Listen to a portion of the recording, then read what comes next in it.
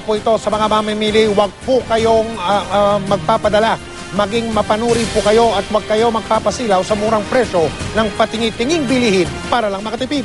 Sa isang palengke sa lungsod naman nila, nakumpiska ang mga ibinibentang tinging palaman sa tinapay na walang etiketa o label at marumi pa raw. Narito ang pagtutok ni Ivan Mayrina. Makikita sa surveillance video ang talamak na bentahan ng mga tingi-tingi at unlabeled na mga palaman sa isang palengke sa Blumentritt, Maynila. Napakarami pa nga ng mga flavor na maaaring pagpilian dito. Maaari ring mabili ang mga ito na naka-plastic container na o kaya na may tinitingi galing sa mas malaki pang plastic container.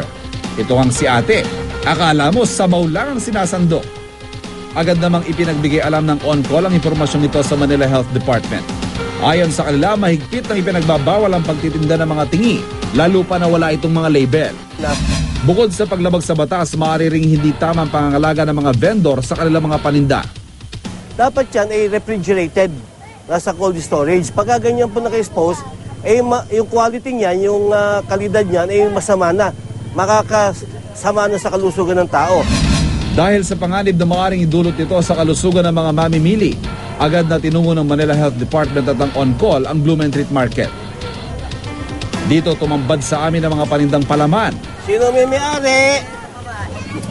Ito okay lang to. Ito okay lang to. Ha? Good. Nang tanungin kung sino ang tindera nito, aba, walang umaamin. Dahil walang umaangkin sa mga panindang palaman, agad na itong kinumpiska ng mga otoridad.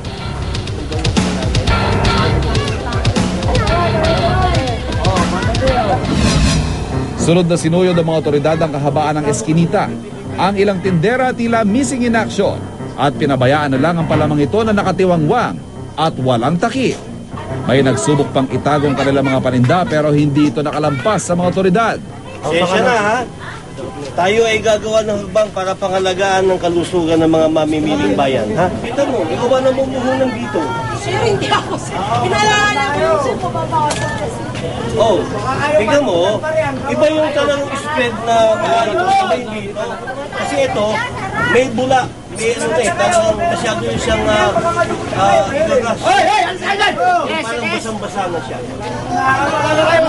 Malabdaw. Malabdaw. Itong si ate sa likuran, dahan-dahan pang ibinaba ang container na puno ng palaman.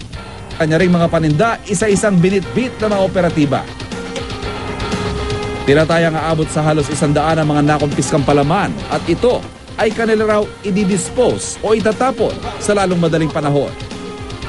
Maaring ang diferensya ay 10 piso, 5 piso, pero ang pinagkanulo mo, yung kalusugan ng anak mo, ng asawa mo, ng pamilya mo. Ivan Mayrina, nakatutok, 24 oras.